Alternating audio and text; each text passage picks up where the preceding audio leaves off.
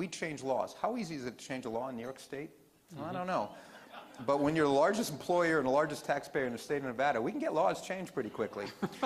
And we regularly do it.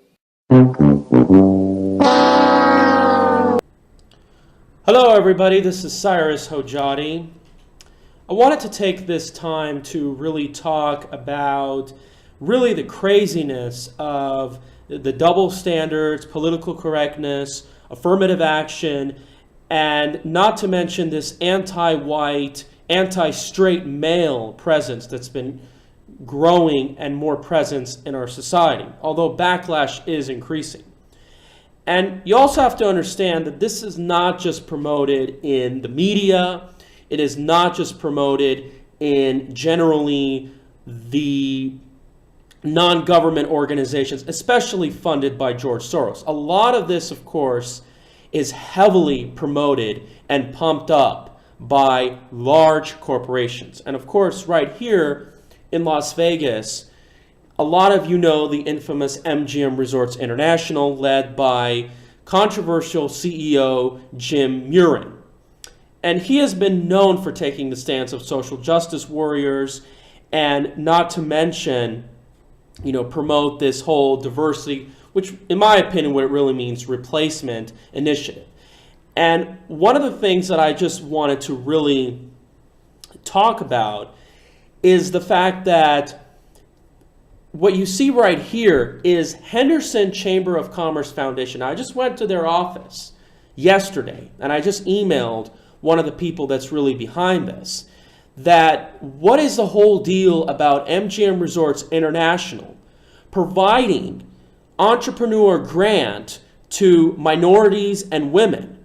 Now, why is it that these corporations can't just get rid of the race card? Why can't they just treat people as equal human beings, as Americans, as who they are, as whether they are qualified to do something or not?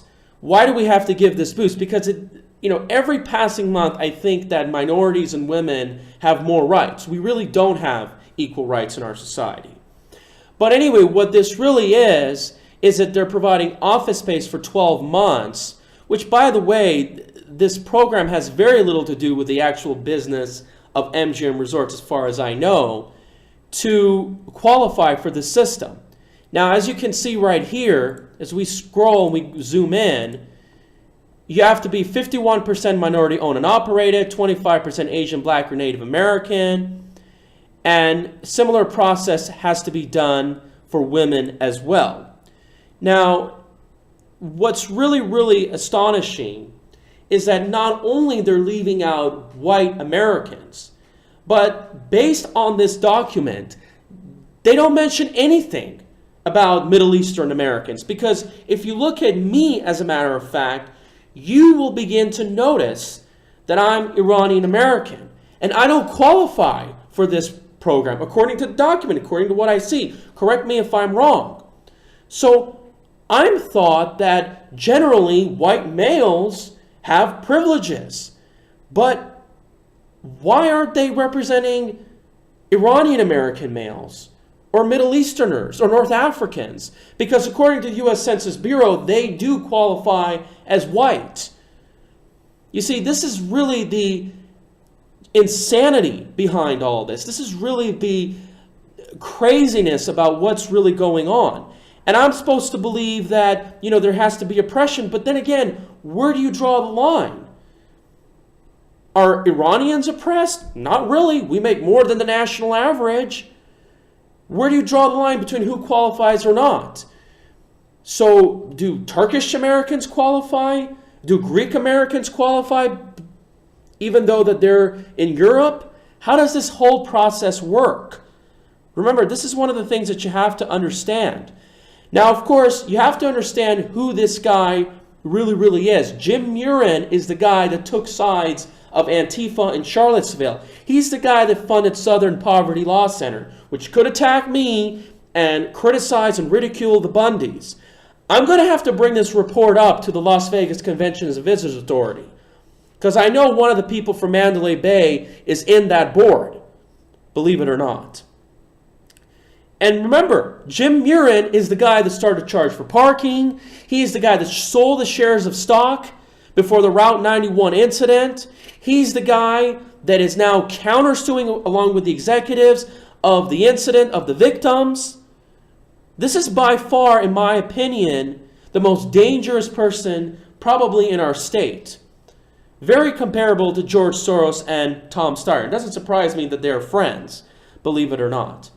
But again, they're ruining the natural tradition of society, especially when it comes to gender. And this is all about really propaganda to put more women in the workforce, very likely to drive down wages, to promote this affirmative action, to disrupt the natural balance of society where women traditionally are supposed to have children and take care of the house. The man is supposed to be a provider. Remember, corporate America is largely behind this. They are pumping this crap, okay? A lot of these things, and again, the sad part is a lot of these affirmative action programs, they don't work. So if you look at college admissions, it discriminates against Asians, and then it leads to high dropout rates among certain minorities. This is part of their whole proposal. And what's really disgusting about this, it's very hard to report this. I mean, who do I report this to? Because this, to me, it feels like it's discrimination. And I better get a response.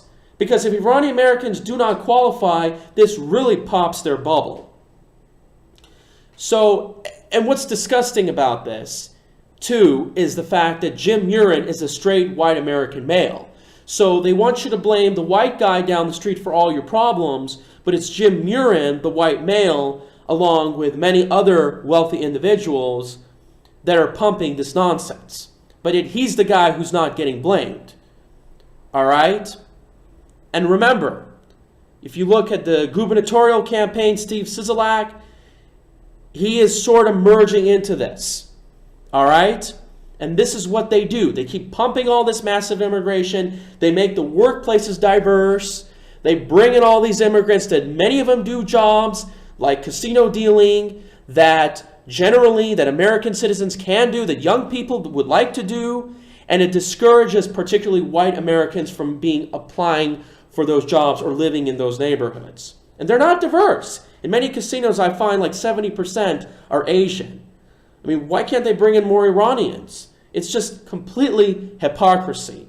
And keep in mind, the politicians like Jacky, Rosen, Cortez, Masto, and organizations like Culinary Workers Union is behind all this. This is one of the things that you have to keep in mind. So take these documents. I'm going to post a link and spread the word about this. It's time to go after corporate America about all this kind of discrimination and double standards. Think about that. What if they were just promoting white American males and leaving everybody else out?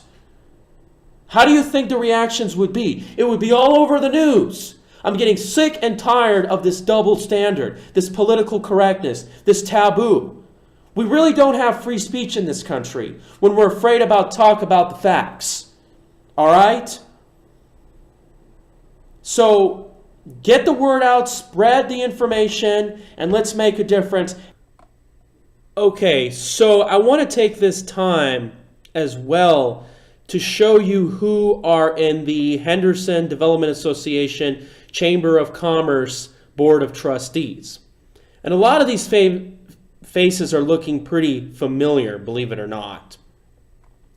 So as you scroll down, oh, look at this. You have Councilwoman Jerry Schroeder, the city of Henderson. So maybe you should talk to her about this.